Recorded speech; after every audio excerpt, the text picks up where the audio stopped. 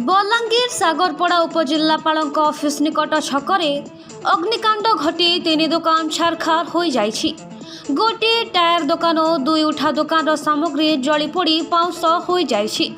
आज सकाळु दुकान रे निया जलुथुबा देखि स्थानीय लोक अग्निशम बाहिनी को खबर देथिले। अग्निशम विभाग निया को आयत्त करबा परे पाखरे थिबा अन्य दुकान गुड़िक निया दाउरू रक्षा पाई जाइथिला। कौनसी दुर्बृत्त निया लगाइथिबा स्थानीय लोके अनुमान करुछन्ति।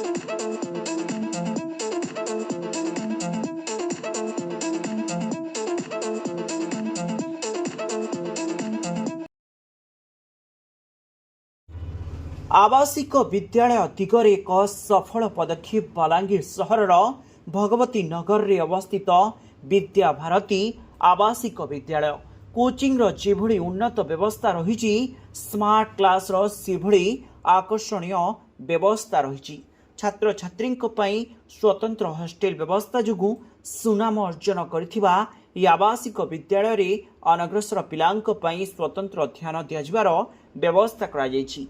एसहित कंप्यूटर शिक्षार व्यवस्था एवं यातायात पाई बस व्यवस्था जोगु छात्र छात्री भितर उत्साह सृष्टि होइछि।